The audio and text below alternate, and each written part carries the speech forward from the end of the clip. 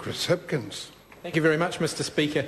Mr Speaker, I'm happy to take a very brief call on this bill, outlining, of course, the Labour Party's support for this piece of legislation and the principles contained within it, our consistent support for this piece of legislation since 2006, when the Auditor-General raised the issues that he did. The Labour Party's position on this has not changed, unlike the government's.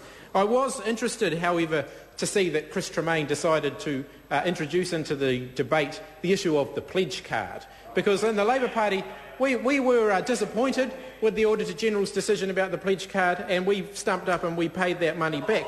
But I tell you what, Mr Speaker, one thing you knew about the Labour Party pledge card, we were actually going to keep the promises that were on it. Because I have here a pledge card. I've got a pledge card that was distributed at the last election. 4 of the pledges already gone, and by my count, at least 3 more at risk. At least 3 more at risk.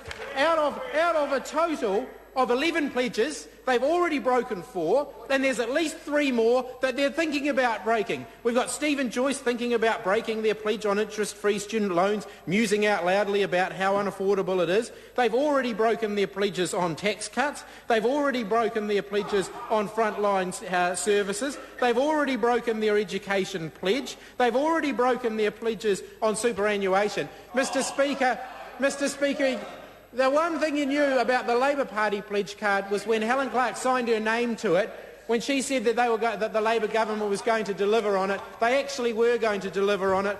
Whereas National's pledge card, if National is elected to lead the next government, I personally guarantee that we will. And whose name is it on the bottom of that piece of paper? Personally guaranteeing all these things, all these promises that have been broken? John Key's. John Key's signature at the bottom of the National Party pledge card, promises they did not keep. Mr Speaker, the Labour Party has consistently supported the position that is outlined in this legislation. The Labour Party has consistently supported that, unlike the National Party, where Jerry Brownlee described it as utterly disgraceful.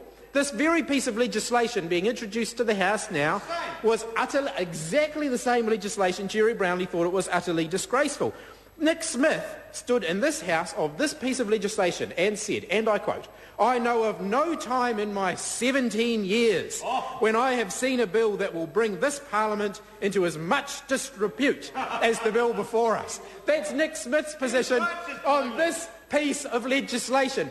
Nick Smith, one of Bill English's right-hand men. Numbers man. His numbers man, that's right, he was the field marshal.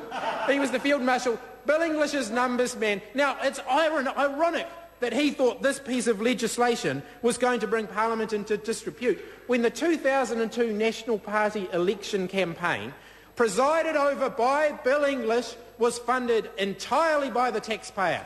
Do we remember the billboards up and down the country? Bill English in front of the beach. No special deals, the beaches are for everyone. No special deals, the beaches are for everyone. I wonder whether the National Party's position on that has changed in the last few months as well. Like all the promises on their pledge card, those words... Who paid for the billboard, Mr English? Who paid for the billboard? Who paid for the billboard? He doesn't remember.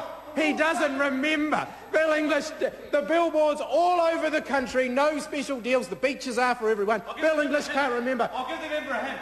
It had the parliamentary crest. It had the parliamentary crest on it. Had the parliamentary crest on it, the taxpayer paid for it. And do you know why we know that? Not just because it had the parliamentary crest on it, because we know the National Party had no money. We know the National Party had no money because when Don Brash rolled Bill English, he stood up in the caucus and read out a letter that said the National Party had no money. And that's why he needed to replace Bill English as the National Party leader. And all these years later, Bill English is still simmering with resentment, and didn't we see that this afternoon in the appropriations debate when he canvassed all of that bitter history of Don Brash rolling him? And then, of course, we know what happened to Don Brash in the end. The hollow men came along. Nicky Hagar came along and ruined it for Don Brash with a bit of help from people on the side. And I wonder who may well have been involved in that. Because there are a few people on the other side who have never stood up and denied that they were involved, Mr Speaker, in leaking the information to Nicky Hagar. Well, one could ask Mr English about the emails. Suddenly he's very quiet again. keeping his lips firmly sealed, because Bill English has never denied that he had anything to do with the leaking of the emails. He's never stood in the House and said that he had nothing to do with it. I wonder why that could be. Mr Speaker, coming back to this bill that we are debating in the House today, Judith Collins described this bill as such a disgrace. She described it as such a disgrace. I wonder whether she's going to vote for this piece of legislation in a few moments. Anne Tolley, the Minister of Education, and we know we can believe Anne Tolley because she's very consistent in the things that she says. She said, this bill is a rot.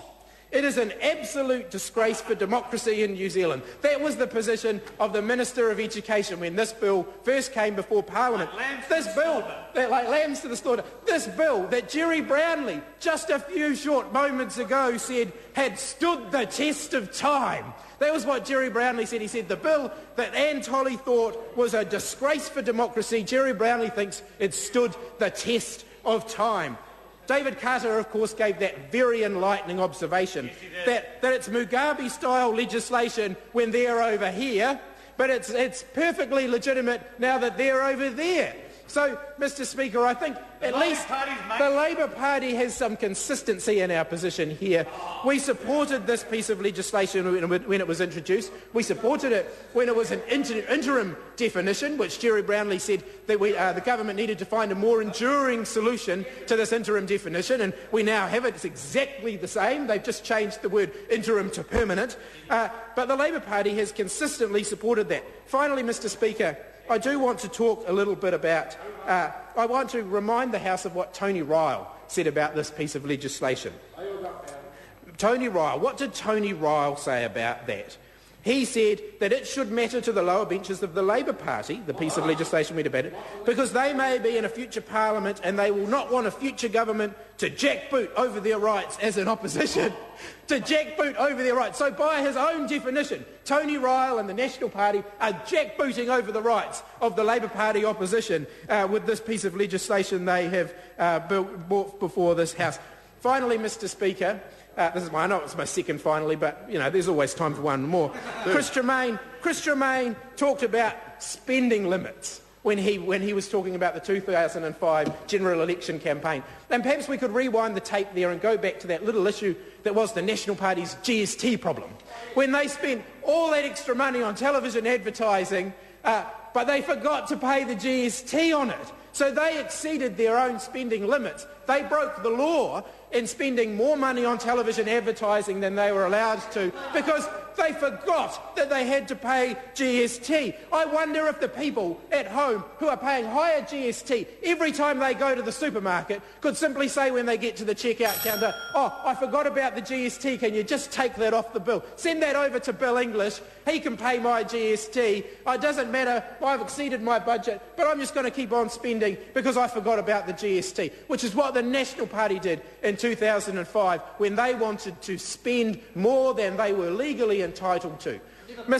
And they never, ever paid it back. The Labour Party, we paid back the money for the pledge card, and the taxpayers are still waiting for the GST money from National's 2005 election advertising. They are still waiting to have the National Party stump up and pay the money. David Bennett is shaking his head. I agree, it's a disgrace. It's an absolute disgrace. And I'm pleased to see that David Bennett on the backbenches of the National Party thinks that it's a disgrace as well. Mr Speaker, I'm very pleased to see this piece of legislation, this interim definition that Jerry Brownlee thought was Mugabe-style legislation. I'm pleased to see that it's now becoming permanent because it is a sensible solution, and that's why the Labour Party will be voting in favour of it.